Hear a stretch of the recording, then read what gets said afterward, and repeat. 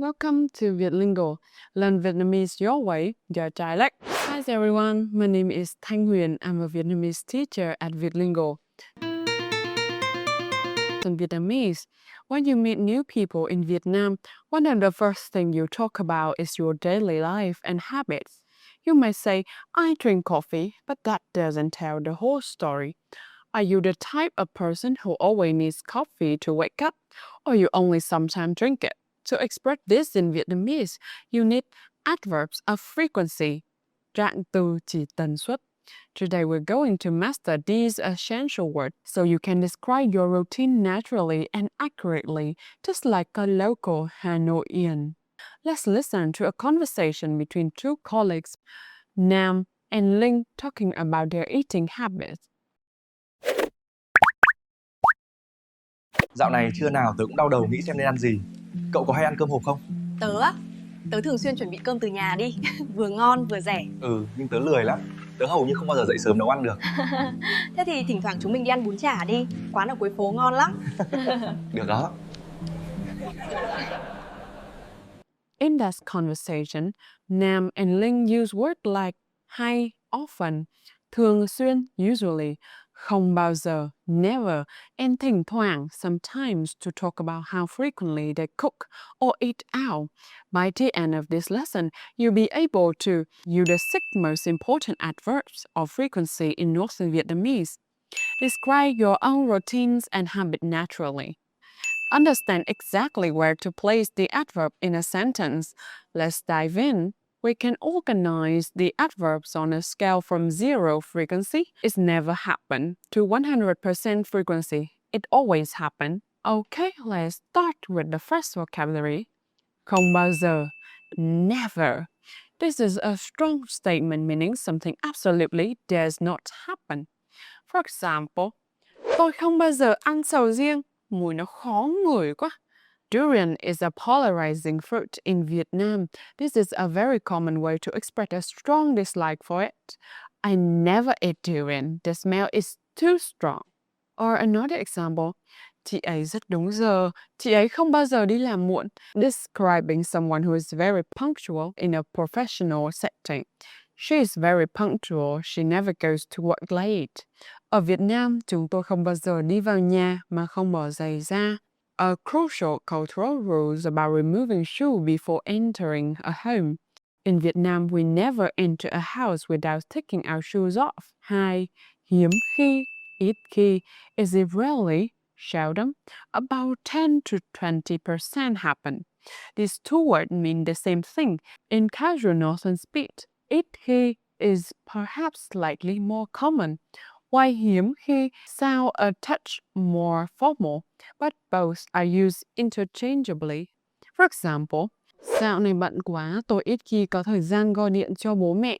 Expressing that a busy schedule prevents frequent calls. Dạo này, lately, often precedes this. I'm so busy lately, I rarely have time to call my parents. Anh ấy không thích thể thao nên hiếm khi xem bóng đá. Describing infrequent participation in a very popular activity in Vietnam. He doesn't like sport, so he rarely watches football. Hà Nội hiếm khi lạnh dưới 10 độ.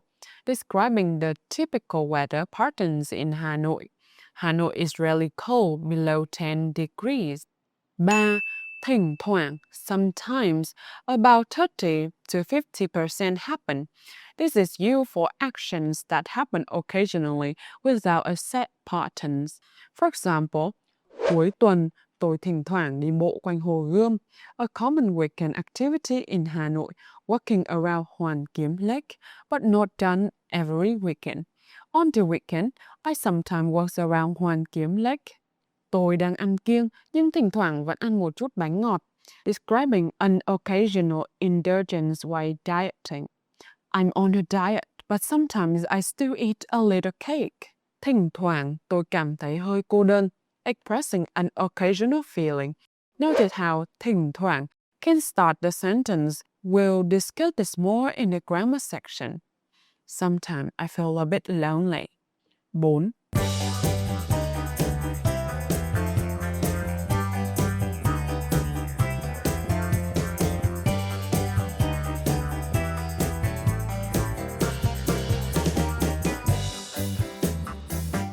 4. Hay, often, about 60 to 70% happening. Hay is very common in spoken Northern Vietnamese for often. Be careful, the word hay also means good or interesting. For example, bài hát này hay quá. The song is so good. When hay comes before a verb, it usually mean often. Cuối tuần cậu hay làm gì? A very natural, casual way to ask a friend about their routine. What do you often do on weekends? Buổi sáng, tôi hay uống một cốc trà đá, describing a frequent morning habit. Trà đá, iced tea, is a staple in the North. In the morning, I often drink a glass of iced tea. Em trai tôi hay thức khuya chơi điện tử, describing a frequent, perhaps slightly negative habit. My younger brother often stayed up late playing video games. 5. Thường xuyên, thường, usually or regularly, about 80 to 90% happening. Both mean usually. Thường xuyên emphasize the regularity more strongly and is slightly more formal. In everyday conversation, people often shorten it to just thường. The first example, tôi thường đi làm bằng xe máy. Using the short form to describe the standard mode of transport in Vietnam. I usually go to work by motorbike. Bác sĩ khuyên chúng ta nên tập thể dục thường xuyên, using the full form in a more formal context, emphasizing regularity. The doctor advised that we should exercise regularly. Gia đình tôi thường ăn tối lúc 7 giờ, describing a typical family schedule. My family usually eat dinner at 7 o'clock. 6. Luôn luôn or luôn. It is always about 100% happening. Luôn luôn is the strongest forms. In casual speech, Northern speakers very frequently shorten this to luôn. For example, nó quên chìa khóa suốt luôn. Cáu thật. Using the short form luôn to complain about someone's constant habit. Cáu thật means so annoying. He's always forgets his key. It's really frustrating. Anh luôn luôn tin tưởng em, using the full form for emotional emphasis or a strong promise. I always trust you. Cô ấy luôn luôn hoàn thành công việc trước thời hạn, describing consistent high performance at work. She always completes work before the deadline. Okay, let's move on to the grammar part. Placement of adverb of frequency. Now that we know the words, where do they go? The rule in Vietnamese is quite simple and similar to English. The standard rule, adverbs of frequency usually go after the subject and before the verb or adjective. For example, tôi hay ăn phở vào buổi sáng. I often eat phở in the morning. Cô ấy hiếm khi tức giận. She rarely gets angry. Chúng tôi luôn luôn ủng hộ bạn. We always support you. The exception, thỉnh thoảng, sometimes. There is one important exception, thỉnh thoảng, sometimes. This adverb is flexible. It can follow the standard rule before the verb, or it can go at the very beginning of the sentence. For example, with standard placement, tôi thỉnh thoảng đi xem phim. I sometimes go to the movies. Another example with the beginning placement. Thỉnh thoảng tôi đi xem phim, placing it at the beginning at a slight emphasis on the timing. Both positions are completely natural. Sometimes I go to the movies. Okay, let's check what you have learned today. It's practice time.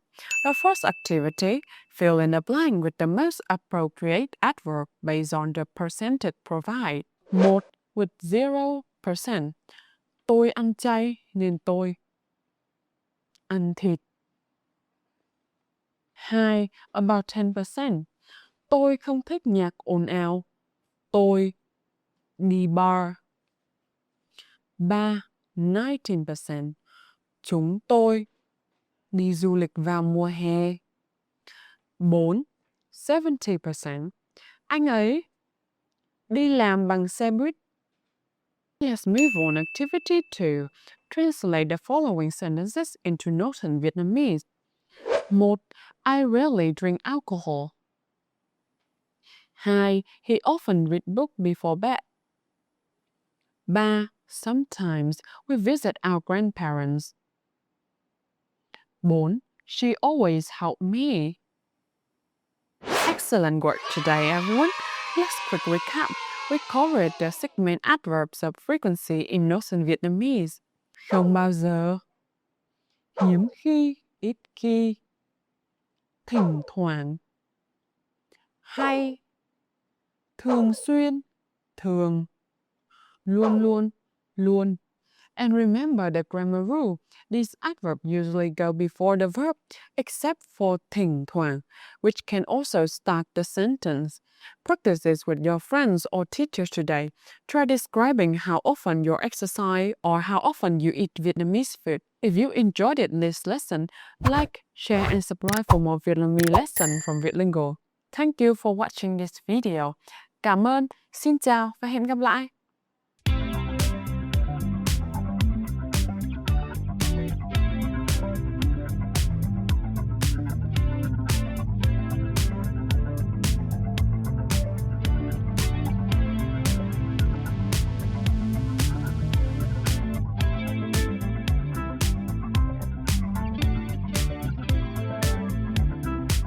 That's the end of today's lesson. Thank you so much for watching and learning Vietnamese with us.